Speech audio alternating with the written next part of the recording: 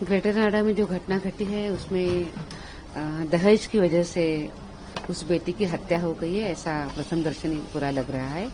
इस घटना की मैं बहुत बहुत निंदा करती हूँ, धिक्कार करती हूँ। और मुझे ये भी लगता है कि इस तरीके से बेटियां हमारी प्रॉपर्टी नहीं है कि हम उनके साथ कुछ भी करें। तो एक तरह से एक दिशा में हम ये भी देखते हैं कि ऐसी क्रूर प्रथाओं को बंद करने के लिए हमने इसके पहले भी देश में बहुत संघर्ष किया है और वही कुप्रथाएं अब एक नया रूप लेकर हमारे सामने आ रही है। ये बहुत ही चिंता का विषय है।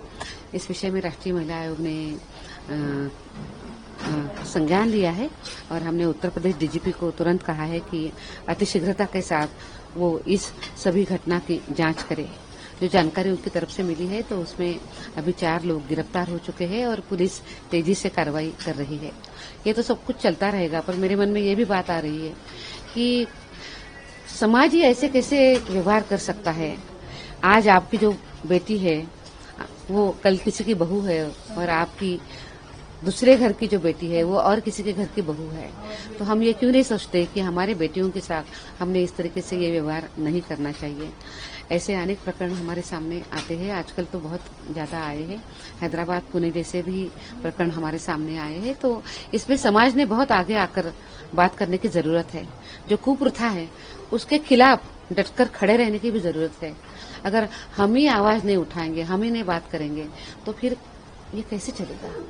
तो इसीलिए समाज की जिम्मेदारी बनती है कि वो ऐसे चीजों के खिलाफ डटकर खड़े भी रहे। जरूर परिवार के साथ मेरी संवेदनाएं हैं और मैं समझती हूँ कि अपने बेटी का गंवाना कितना बड़ा दुख उस सब परिवार के लिए है। मेरी संवेदनाएं उनके साथ है। मैं उनको आश्वस्त करना चाहती हूँ कि इस विषय में राष्ट्रीय महिला आयोग बहुत ध्यान रखेगा। पुलिस जल्द से जल्द कार्रवाई करे और जल्द से जल्द जो आरोपी है उनको कड़ी से कड़ी सजा हो जाए। इसके लिए राष्ट्रीय महिला आयोग डटकर ध्यान भी देगा, आपका साथ भी देगा। मेरे अभी उनके साथ बात नहीं हुई है, पर परिवार अभी बहुत सदमे में भी है, शोक संतप्त है, इसीलिए अभी बात नहीं हुई है, पर उनके साथ हम जरूर संपर्क करेंगे। जागरूकता की तो बहुत जरूरत है। आप देखिए, मैंने पहले भी कहा है कि बेटियां आपकी प्रॉपर्टी नहीं है। उनका टेनिस खेलना आपको पसंद नहीं है, इसीलिए आपने हत्या कर दी। ये कैसे चलेगा। वो आपकी प्रॉपर्टी नहीं है कि आप इस तरीके से उसके साथ व्यवहार कर सकते हैं। या आपको दहेज चाहिए इसीलिए आपने उसकी बलि चढ़ा दी। ये कैसे चलेगा, ये नहीं चलेगा। इसके खिलाफ हमें लड़ने की बहुत जरूरत है। इसके खिलाफ हमें आवाज उठाने की और उसके साथ साथ कानून के बारे में जागरूकता निर्माण करने की बहुत जरूरत है। एनसीडब्ल्यू लगातार ये काम कर रहा है। जहाँ जहाँ हम जाते हैं वहाँ वहाँ हम चाहे डोमेस्टिक वायलेंस हो या दहेज कुप्रथा हो या सेक्सुअल हैरेसमेंट एट वर्कप्लेस हो, इन सब विषयों पर हम बात करते हैं। हम और भी तेजी से काम करेंगे, ऑलरेडी हम कर ही रहे हैं, पर हमारे साथ जरूरत है समाज ने भी आगे आने की। जब आपके घर के द्वार कोई संकट आके खड़ा है तो हम थोड़ी इंतजार करेंगे कि वो संकट हमारे घर के अंदर आए।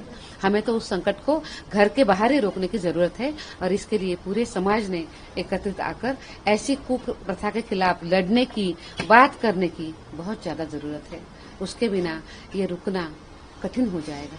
अगर देखा जाए तो ये कंप्लेंट होती थी तो अच्छी बात होती थी, पर आप देखिए कि अगर मैं हमारी बेटियों को ये जरूर कहूंगी कि अगर आपको कोई तकलीफ है तो आप उसको सहन मत करो, अन्याय सहन मत करो। उसके लिए आपके पास व्यवस्था है। आप चाहे तो पुलिस के पास जा सकते हैं, आप कमीशन के पास भी जा सकते हैं और आप इसके खिलाफ आवाज उठाना बहुत ज्यादा जरूरी है। सहन मत करो। पर कितनी बार हम ये भी देखते हैं कि बेटियां भी देखती है कि ठीक हो जाएगा, शादी हो गई है तो परिवार भी उनको जोड़ना है, संभालना है। बच्चे होते हैं, बच्चे का भविष्य को भी वो देखते हैं, इसीलिए वो कभी कभी शांत भी रहते हैं। बट अभी शांत रहने की जरूरत नहीं है। तकलीफ होती है तो आवाज उठाने की जरूरत है।